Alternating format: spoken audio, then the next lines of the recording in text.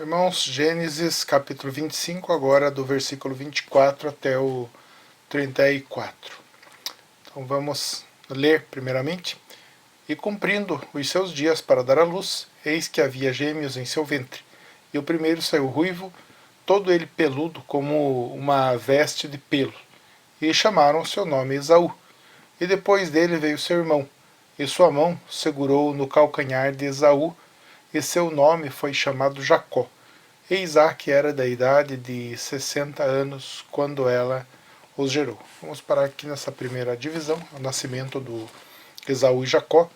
É interessante que está escrito cumpriu os seus dias, claro, os dias de dar à luz, chegou o momento dela dar à luz, e eis que havia gêmeos em seu ventre. Na verdade não é novidade que havia gêmeos, porque nós vimos logo os versículos que antecedem, ali do 19 até o 23, que haviam duas crianças lutando no ventre da Rebeca. Então, claro, estavam lutando, eram gêmeos. Então aqui só confirma isso. Havia gêmeos em seu ventre. E o primeiro saiu ruivo, o Esaú, era ruivo, peludo, porque ele era peludo, chamaram de Esaú. E depois veio o Jacó segurando no pé dele, né? Segurando no pé, provavelmente já brigando, lutando, né, tentando segurar o seu irmão, enfim. Esse relato você percebe que haviam dois irmãos ali que haveriam de brigar bastante, de lutar bastante um contra o outro. Tá? Jacó já tinha 60 anos, ou seja, 20 anos depois que ele casou com a Rebeca, agora que eles vão ter os filhos. Ela era estéril, como nós vimos na pregação passada, e o Isaac orou e Deus deu essa possibilidade deles terem os filhos. Então tudo bem, nasceu aqui, relata o nascimento dos dois, né, já uma certa briguinha ali, mas tudo bem, a gente vai compreender isso mais pra frente. Né? No versículo 27 está escrito assim: e os meninos cresceram, né, cresceram, então, quando eram pequenininhos, tá, tranquilo, agora já cresceram, e Esaú era um caçador habilidoso, um homem do campo. Isso significa, claro, ele era um homem mateiro, rústico, caçador, era um caçador habilidoso. Isso não é pecado. Ser um caçador habilidoso não é pecado, nenhum problema, ele estava vivendo, tendo a vida dele normal. Era um homem do campo. Né? E Jacó era um homem simples, habitando em tendas. Então já há uma diferença. Enquanto Esaú era um caçador habilidoso, ia para lá e para cá, era um homem mateiro, o Jacó já era mais tranquilo, né? Já vivia em tenda, já era mais de casa. Né? No versículo 28 aqui já vem uma coisa trágica. Né? E Isaac amou Esaú porque ele comia da sua caça, mas Rebeca amou Jacó. Aqui você percebe um casal que vivia bem, nós vemos que era um casal romântico. O Isaac amou muito a Rebeca amou muito Isaac, então eles viviam bem. Mas aqui surge um problema, né? Você percebe como todo ser humano tem pecado. Eu acho que esse é o propósito aqui, deixar claro, né, as dificuldades que as pessoas têm de não pecar. Né? Então, o que acontece? Há uma separação familiar. O Isaac amou Esaú porque ele comia da sua caça. Então, o Esaú era o queridinho do Isaac. Havia uma separação. Então, fica claro isso. A Bíblia deixa claro isso. O Isaac amou Esaú. E olha o motivo, porque ele comia da sua caça. Então, como o Esaú era caçador, o Isaac gostava de comer a caça, ele gostava mais do Esaú. Amou o Esaú. Enquanto que Rebeca amou Jacó. Não sei se o que levou Rebeca a amar mais a Jacó foi o fato de Deus ter revelado que Jacó ele seria superior, né, que ele seria servido por Esaú, porque ela fala que o mais velho serviria ao mais moço. Esaú era mais velho, né, nasceram gêmeos, mas Esaú nasceu primeiro. Pode ter sido isso o motivo, mas enfim, está errado. Né, tá errado. Nós, como pais, como membros de uma família, nós temos que cuidar para que isso não aconteça. Todos devem ser amados iguais. Não tem essa de queridinho. Sabe quando os pais tentam conquistar um filho dando alguma mordomia? Sabe aquela pergunta bem idiota, o termo é esse, quando não falar de quem você gosta mais, do pai ou da mãe. Isso não se faz. Não se divide uma família.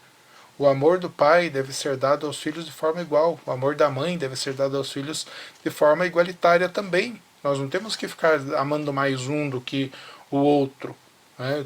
Nós precisamos ter um equilíbrio na família. E assim também, os filhos não podem ser mais queridos por um ou por outro. Tem filho que se sente o máximo, dizendo, não, meu pai gosta mais de mim. O outro, minha mãe gosta mais de mim. Isso também está errado.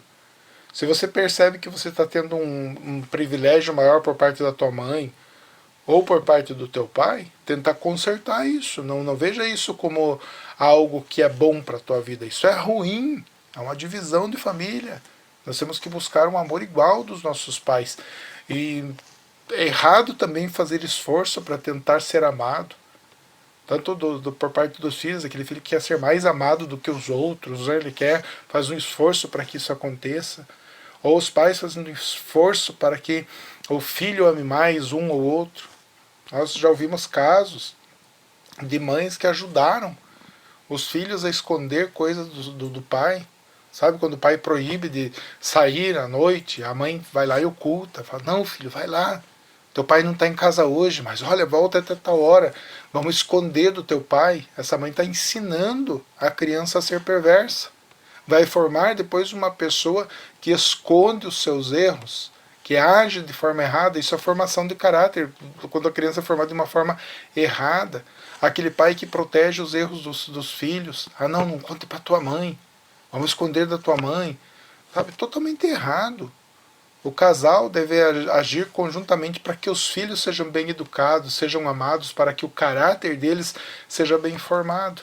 Então veja na história do povo, aqui na Bíblia você já vai perceber coisas erradas.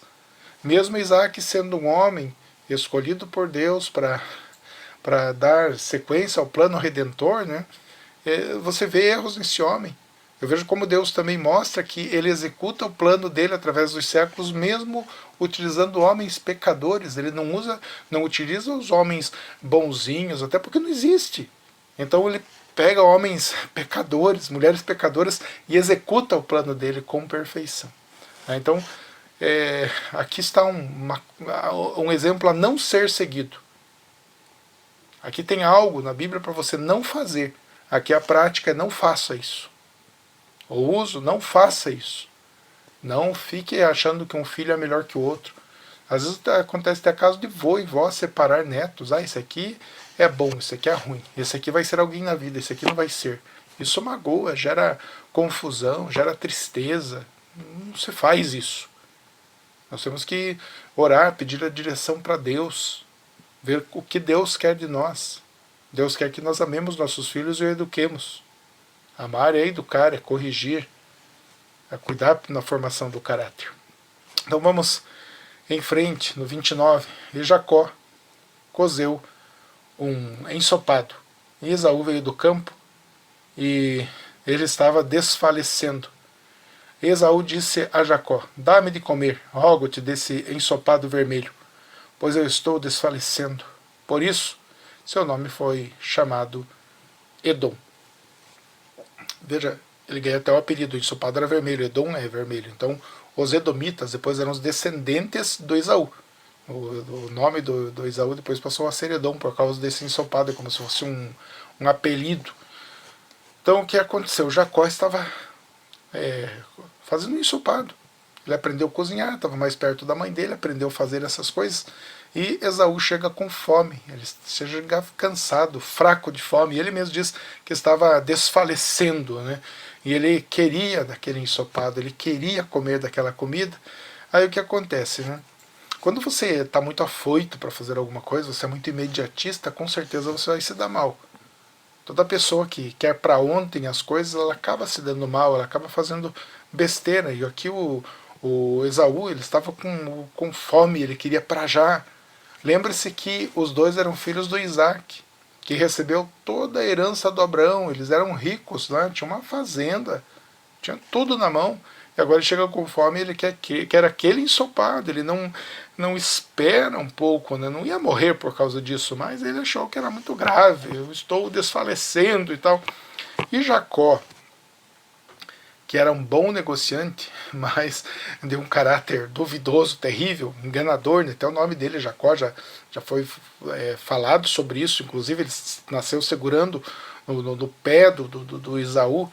Então você percebe já o caráter do Jacó sendo revelado na Bíblia como não sendo um homem bom. Ele era um homem que passava os outros para trás, passava a perna nos outros mesmo, né?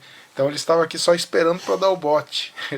Ele queria primogenitura. Como o Esaú nasceu primeiro, o Esaú seria o portador de grande parte, da maior parte da herança do Isaac. Mas o Jacó, ele queria primogenitura. E é interessante, né? Negociar a primogenitura. Então Jacó, querendo a primogenitura, querendo ser o primeiro filho, querendo ser o dono da herança, ele agora propõe um negócio, já que eu estava com fome. Ele tinha feito uma comida de boa aparência, provavelmente aquele cheirinho assim gostoso que despertou mais a fome ainda no Esaú. E ele se aproveita dessa situação. Temos que tomar cuidado, há muita gente que se aproveita de situações. Existe na sociedade, né, que eles se parecem um pouco com Esaú, querem tudo para ontem, mas existem aqueles que sabem esperar, existem aqueles que ficam até maquinando, esperando o momento de se dar bem.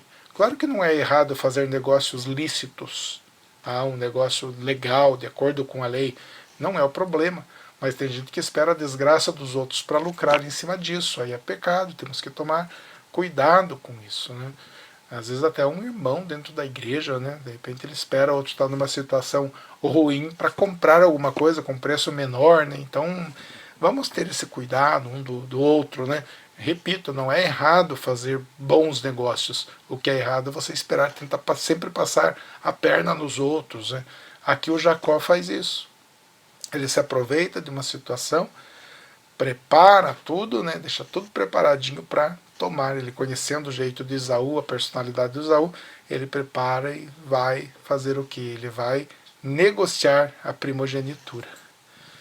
Versículo 31, então Jacó disse: vende-me nesse dia a tua primogenitura. Ele propõe isso, propõe um negócio: venda-me a tua primogenitura. E olha o que o Esaú diz. Veja o caráter dos dois aqui. Esaú disse: eis que eu estou a ponto de morrer. De que me serve essa primogenitura? Um querendo passar a perna no outro, querendo comprar, tomar a primogenitura. E o outro não dando menor valor à sua primogenitura. Duas pessoas cometendo erros aqui. Um por querer tomar do outro aquilo que não lhe pertencia, e o outro não dando valor àquilo que lhe era por direito. Então veja como nenhum dos dois aqui pode ser elogiado. Nós não podemos dizer que Deus escolheu Jacó por causa do caráter de Jacó. Pelo contrário, se fosse pelo caráter, Deus teria fulminado o Jacó. E claro, Deus também, ele rejeitou Esaú. Jacó disse: jura-me nesse dia. E ele lhe jurou. Jurar aqui, mais ou menos, coisa que você assinar um documento. Esses homens tinham uma palavra ali firme. Jurou, está jurado, acabou. Não volta atrás. Então, o Jacó diz: jura-me nesse dia. E ele lhe jurou e vendeu sua primogenitura a Jacó. Foi o que aconteceu. Ele vendeu a sua primogenitura. Ele jurou para Jacó que, pronto, daqui para frente, então, você é o primogênito. Eu passo para você a primogenitura. Eu assino o papel e registro em cartório. Né? Isso era o juramento. Né? Então Jacó deu a Esaú pão ensopado e lentilhas. E ele comeu e bebeu e se levantou e foi pelo seu caminho. Assim Esaú desprezou sua primogenitura. Veja que triste, né? A última frase: assim Esaú desprezou sua primogenitura. Que nós percebemos aqui que desprezar a primogenitura seria muito pior do que aquele que desejava a primogenitura. Né? Então, desejar até não seria o problema, mas maquinar para tomar de outra primogenitura, aí sim já seria o problema. Enfim, irmãos, nós vamos ver quando a Rebeca foi orar a Deus o porquê daquela briga, daquele tumulto no útero dela ainda. Deus fala que tem duas nações aí, e eles vão lutar um contra o outro, e o maior vai servir o menor. Então estava dentro do plano de Deus que Jacó fosse ali o herdeiro, que Jacó fosse o portador da bênção, né? Então, mesmo esses homens cometendo pecado, a Bíblia mostra, ela deixa claro que o fato de Deus ter escolhido alguém não é porque essa pessoa é santa, é pura, não. Deus escolhe porque Ele quer escolher, Ele é soberano, Ele resolveu abençoar Jacó dessa forma. Então a Bíblia mostra que mesmo apesar de nós, apesar da nossa pecaminosidade, Deus vai cumprir os propósitos que Ele tem em nossa vida. O homem não atrapalha o plano de Deus. Nem Esaú aqui atrapalhou, e muito menos Jacó atrapalhou o plano de Deus. O Isaac fez a coisa errada, amou mais o Esaú. A Rebeca amou mais o Jacó. Estava feio ali o seio daquela família, o meio daquela família não estava de acordo com a vontade de Deus. Porém, Deus executa o plano dele, mesmo em meio à dificuldade, mesmo em meio ao caos familiar, Deus vai executar o seu plano. Assim somos nós.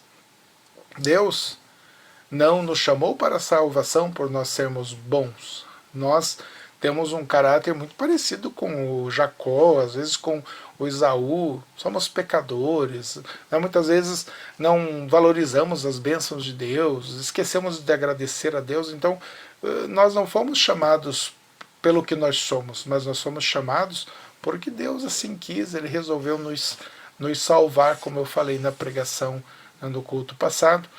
Então nós chegamos a essa conclusão, nós estamos sendo salvos. Deus nos chamou para a salvação apesar de nós, apesar dos nossos problemas, apesar das nossas dificuldades, e isso vai honrar o nome do Senhor, porque realmente Ele nos chama no meio do mundo pecaminoso, e Ele nos mantém nesse mundo pecaminoso, mas agora sempre como santos, Quem é da igreja, a Bíblia descreve como santos, sempre santos lutando contra o pecado.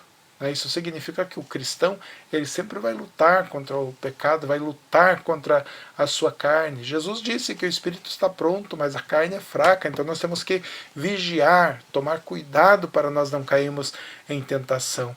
E é muito interessante em Judas, no final do primeiro capítulo, no penúltimo versículo, ali você vai ver que Jesus, o nosso Salvador, ele nos sustenta, ele não nos deixa cair. Cair significa sair da graça. Ele nos mantém, Ele nos sustenta com a sua mão poderosa, porque Ele é o nosso Salvador.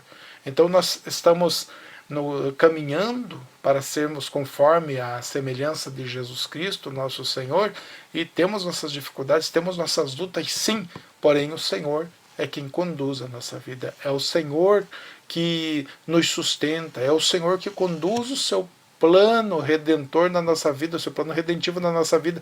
Ele cuida para que nós não venhamos a cair, sair da graça. Ele nos sustenta. Então jamais um cristão vai perder a salvação, não porque o cristão é absolutamente santo, nós não somos, mas nós não vamos perder porque é o Senhor Jesus que nos sustenta com a sua mão poderosa.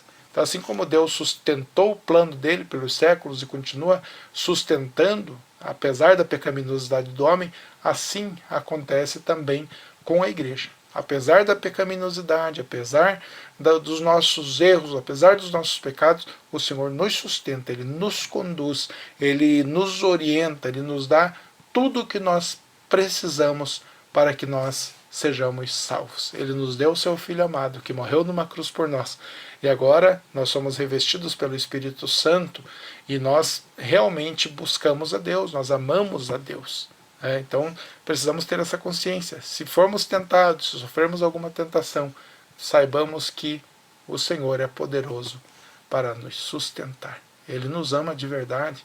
Ele nos tem por filho. Deus não faz acepção de pessoas. Ele não ama mais a um do que a outro. Não, Deus ele é justo, Ele é perfeito. Ele nos tirou, todos nós, da mesma situação de pecadores, de pessoas perdidas, de pessoas merecedoras do inferno. E agora o que Ele fez? Ele nos dá a graça salvadora. Nós sabemos que merecemos o inferno, porém o Senhor, Ele tira a nossa culpa. Jesus levou sobre si a nossa culpa. E quando nós cremos, como de fato nós cremos agora, nós somos feitos filhos de Deus e amados com um amor muito especial por Deus. Ele nos amou antes que nós existíssemos. É um amor maravilhoso de Deus. É um amor inexplicável, é um amor incondicional. próprio apóstolo Paulo fala que o amor de Deus nos constrange. Claro, nós sabemos que não somos merecedores de um amor tão grande, né?